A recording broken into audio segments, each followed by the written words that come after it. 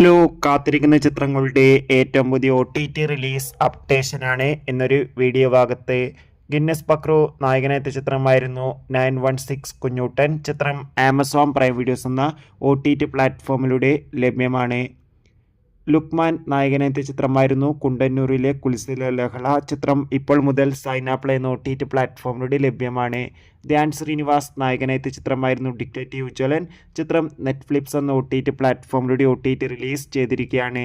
ഇന്ദ്രജിത്ത്, അനശ്വര രാജൻ എന്നൊക്കെ പ്രധാന കഥാപാത്രങ്ങളായെത്തിയ mister and miss bachelor എന്ന ചിത്രം മനോരമാക്സ് എന്ന OTT പ്ലാറ്റ്ഫോമിലൂടെ ഇപ്പോൾ മുതൽ ലഭ്യമാണ്.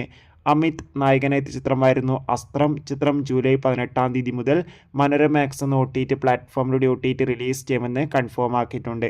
ധനുഷ് നായകനെത്തിയ ചിത്രമായിരുന്നു കുബേര. ചിത്രം ജൂലൈ 18 മുതൽ ആമസോൺ പ്രൈം വീഡിയോസ് എന്ന OTT പ്ലാറ്റ്ഫോമിലൂടെ OTT റിലീസ് ചെയ്യുമെന്ന് കൺഫേം ആക്കിയിട്ടുണ്ട്.